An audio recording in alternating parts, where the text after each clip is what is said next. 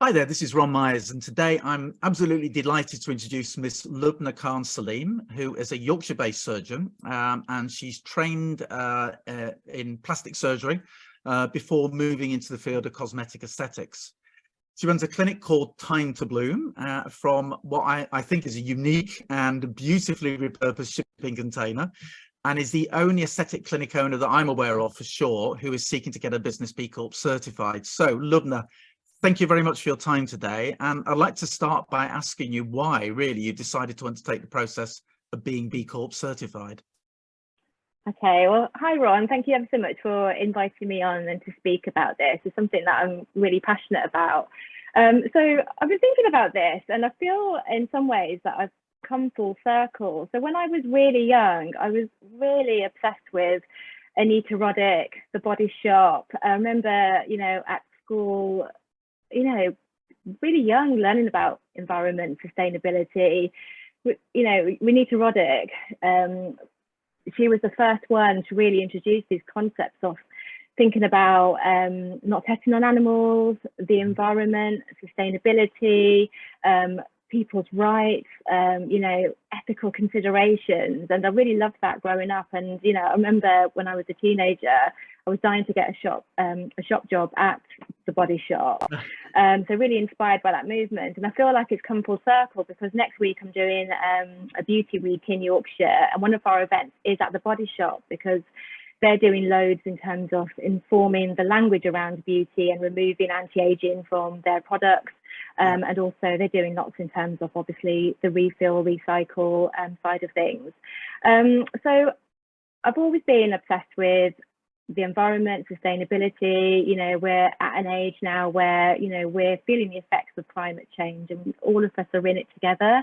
And through the pandemic and post-COVID, I guess it's a real time where all of us as business owners, having moved from working from a big organisation like the NHS to having my own small, albeit tiny business, I feel like we can all make an impact. And I really, in everything that I do, all the touch points in my business, when I'm thinking about the packaging, the products, the way we work, I think there's so much that can be done and that we should be doing. And being a mum also of two little girls, my little one who's 5 is learning about the environment at school. And I think, have we really moved the needle that much since the days of The Body Shop when it first started?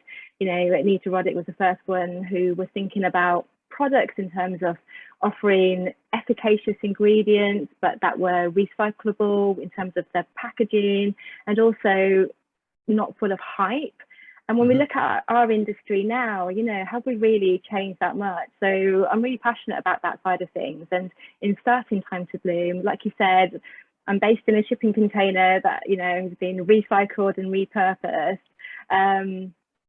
So I really from the inception of my business and in its DNA, I really wanted to start something that reframed, I guess, the way we think about beauty, the way we think about the way we work and as a business. And I'm really obsessed with the Do lectures and the series of the Do books. And during lockdown, obviously I had a lot more time to read. And one of the books that I loved was Do Beauty by Alan Moore. And he, since COVID, has started, he wrote a book called Do Build.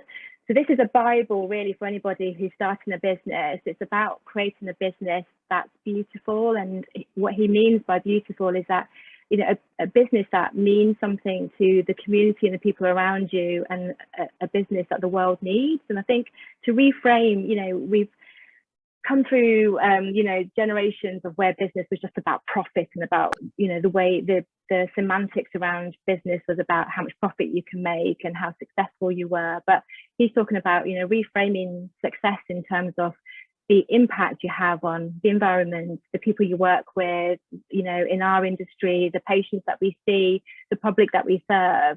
And coming from a medical background, obviously, all of us who are in the medical community, we went into our profession because we wanted to help and to do good. And in terms of aesthetics, coming from the NHS and having dealt with, obviously, as a plastic surgeon, dealing with things like trauma, cancer, things like that, it is about helping people. And then now that I'm in the cosmetic sphere where it's kind of like the opposite, but it is really about helping people to feel better about themselves. And so when you hear about the Wild West of the cosmetic industry and some of the things that go on with our industry, I really think, it's about reframing aesthetics, raising the bar, and thinking about a sustainable business in terms of the impact we have, also in terms of the messaging and the way we practice. So trying to create a beautiful practice around the arena of aesthetics. You give me so many excellent reasons there for why you would do this. And obviously a lot of this comes from you very personally. I think it has to as well, because there's no point looking at this externally and kind of thinking that, oh, it's a good idea or I should do it, whatever. It's got to come from within, I believe. And it clearly does. Absolutely. From your point of view, as it did do with Anita. And she was an absolute pioneer and trailblazer, wasn't she, really, back in the 80s? And she stood out. Absolutely. Yeah. And she was the first.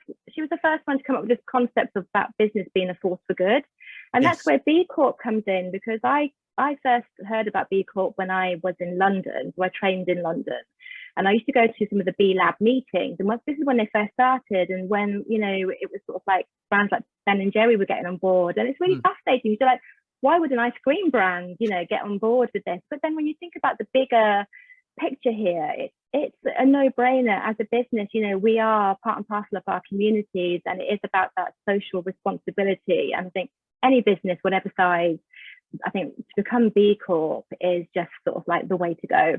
Yeah, absolutely. And of course the B stands for benefit corporation as well, and I think that is kind of wrapped in the whole definition of it, really, that you're not just looking at the environmental aspects of this, which of course is important, and there's a lot of urgent needs there from a climate change perspective, but it is around the giving back to the community. It's around employees, charitable giving, and looking at how that business works from an holistic perspective rather than from a pure capitalist perspective.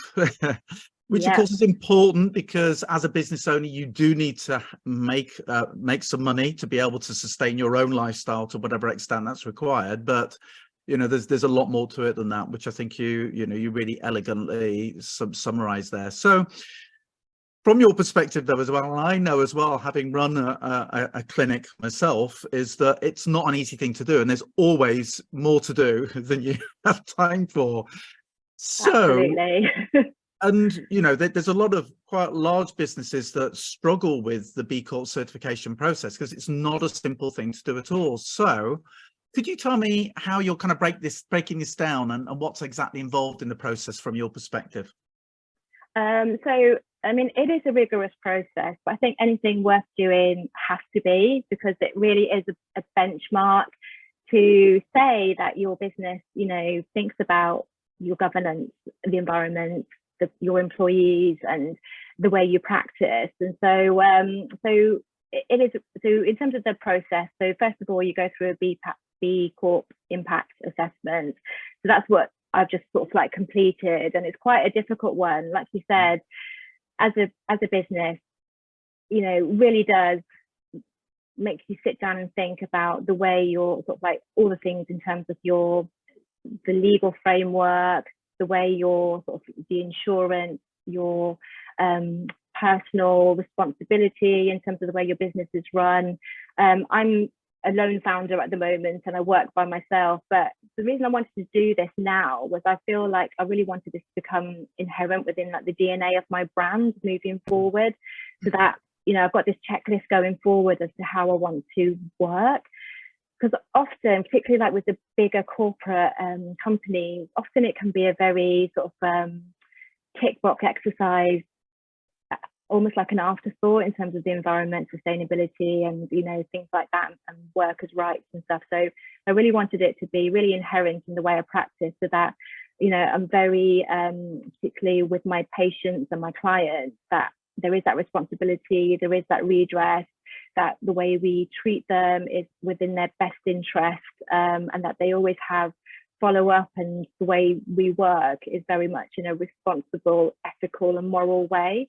The assessment is really rigorous, and it does take a lot of doing, but definitely worth it, because it does also make you sit and think about the way you're running your business in terms of the legality, the financials, the insurance, just thinking about from top to bottom the way your business is run.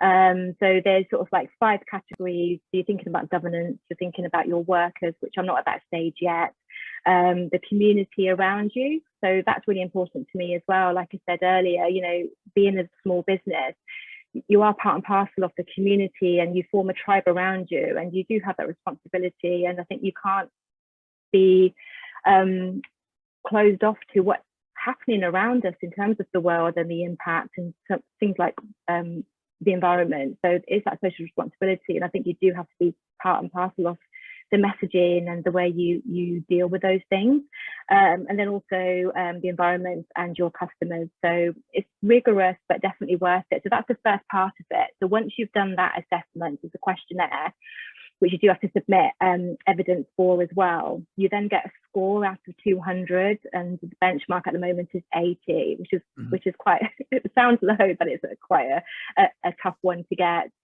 You then get an assessment back, which then gives you some feedback as to how to improve things. So if you don't meet that benchmark of 80 out of 200, it gives you time for improvement, which also is really, really helpful. And once you've done that, you then get verified, and then you get certified. But the journey doesn't end there, because it's not just a one-off process and you get a tick box and that's it. You know, you are followed up yearly with audits. You know, you go through the process regularly in terms of your business and how you're evolving. So that's why I really think it's worth it, because as a business, you know, moving forward, it is really a great way of checking yourself and thinking about the bigger picture as to how you're running your business, and a business that means something. Brilliant. Okay, so in practice then, what have you found to be the most challenging areas for you in going through this process? I think for me, particularly in the way we work in the cosmetics industry, it is about things like the products that we offer, the way we do things. I mean, like a lot of the way we work in the industry is wasteful. It's really hard to recommend and come up with brands that really are inherently, I mean, it's lovely to have a few brands that are like B-Corp. But, you know, it was lovely to hear your speaker talking about Medicate and about the advances they're making. There's also brands like, you know, the IIAA, so, you know, in terms of the supplementations and things. So for me, it's really about doing my due diligence and research into all the brands that I work with, and in terms of trying to find brands that also are on board with this whole sustainability thing and responsibility, the products, the provenance of where things come from. So that sort of like side of things is quite difficult. And you pointed out before, for example, like things like the packaging that things come in, particularly when they're not direct to consumer. So if you're thinking about, you know, you've brought up the red flag about, for example, like fillers, and they come in the big boxes with like the gold foil, and then, you know, there's the plastic within it. And, you know, is it necessary to have all those things? So I think it's about thinking about how we can sort of like make changes like that within the industry. Brilliant. Okay, and so finally then, could you tell me what advice you might give any other clinic owner who would be thinking about becoming B Corp certified? I think definitely worth looking into. Read this book by Alan Moore, because it's Do Build. It's so inspiring, and it, you know, talks about so many brands that have gone down this route. And definitely, no matter how small you are as a business, how medium-sized or large, we can all make an impact into the way we run our businesses for the environment, for the people that we serve, as a community. And particularly, I think it's so important within the aesthetics and cosmetics field. We do need to raise the bar, the standards, and, you know, really think about our responsibility to the world we live in. And, you know, it sounds so, I think sometimes when we do talk about sustainability, it can sound quite scary to people, or often it can be quite evangelical, but it's about baby steps. You know, it doesn't have to be huge sweeping changes. And when Anita Roddick sold Body Shop to L'Oreal, she got so much criticism, and there was a lot of negativity, because obviously at that time L'Oreal was associated with brands like Nestle, and there was a concern about their treatment of developing world factories, and also in terms of like animal testing and things like that. But her concept really was about being a Trojan horse. And this is the way I think we need to move forward. I think sometimes it's about offering the choices and showing and demonstrating that changes can be made, and that they can be small steps, but often people just need to be presented with the choices and the options. Sometimes it can seem overwhelming, I think, the sustainable answer. But I think, you know, showing and demonstrating that these things are possible within the field, I think is just really inspiring. And we're in such an innovative field. I mean, like every day, I mean, now we're talking about longevity, exosomes, you know, nucleotides. I mean, there's so much innovation within our industry, which is why I'm in it, because I find it really exciting. But that innovation we could also apply, I think, to the products, the packaging, the way we work. So I think it's exciting. I think it offers opportunity. So I think any brand, any clinic out there thinking about this, I think it's the way to go. And also the positives are that your future, it also brings your employees into the game as well. So they're on a journey with you. And I think it's exciting. And I hope that when my daughters grow up, albeit they're babies at the moment, when they're older, they'll be looking to work for brands that are B-Corp, that mean something, can stand for something. So it's the way forward. I absolutely agree with you. In fact, actually talking about like daughters, my daughter runs a skin clinic, and she's a millennial, very, very focused on sustainability, and has tried to do a number of things within her business. And I've seen how it's resonated with her customers. Yeah. And I'm convinced that this is going to become more and more important, just purely from a business perspective, in terms of messages around sustainability, and actually evidencing that you are doing something as a business. You're not just ignoring this. And it was interesting as well. I know you've got this event coming up, haven't you, around sustainability and beauty. So just finally, could you tell me a little bit more about that, please? Yeah, absolutely. So next week, I'm hosting the first Yorkshire Beauty Week, because I really wanted to put a bit of attention onto Yorkshire, where I'm based, in terms of beauty. And one of the 4 pillars that we're basing it around are sustainability, inclusion and diversity within beauty, in terms of people of colour, gender, or, you know, the whole shabut. And then we're talking about women's health, and then also aesthetics in terms of what the future is and what's coming. And longevity. In terms of sustainability, the event we've got is at the Everyman Cinema in Harrogate. If anyone's in the Yorkshire area, do come along. And it's a private screening of a documentary by the brand Davines, which is a hair care brand. Mm-hmm. And we've got Neom on board as well. And they're both brands which demonstrate, because often within sustainability, there's this false narrative that if it's sustainable or sort of like a green brand, that it's not as efficacious, or it's not luxury. So we're so used to luxury being associated with the big packaging and the weighted jars and the big, you know, the big sort of like plastic packaging and the cellophane and things. So we need to sort of like slowly move away from that. And like brands like Neom and Davines demonstrate that you can have luxurious, efficacious, lovely products, but also be mindful of the environment. And Davines has now moved, they're both B-Corp brands, but Davines is completely regenerative now. And they've got an amazing regenerative farm based in Italy, where the founder's from. And the documentary is called The Butterfly and the Bee, and it's all about how they've become a regenerative brand. And basically afterwards, we're going to have a panel discussion talking about how beauty can be a force for good. We're talking about the B-Corp movement, and we're talking about how, as brand owners, you know, what be it small, we can be mighty. And if you think about the SMEs in the UK, I mean, like, we make up 80% of the business landscape out there, and so we can have a big impact. And as consumers, you know, we vote with our money, and so it's about being conscious and aware, and so we're trying to spread that message. That's wonderful. Do you know, it's been absolutely fascinating speaking with you, Lubna, and you know, I believe you are a true pioneer within our sector, within our industry. So I wish you the absolute. Thank you. Honestly, I believe it. I wish you the best of luck with regards to the B-Corp certification, and obviously with the event next week. And I'm absolutely sure that we will speak again on this subject at some point in the future. So thank you very much. Thank you, Ron. Thank you very much. Bye. Bye.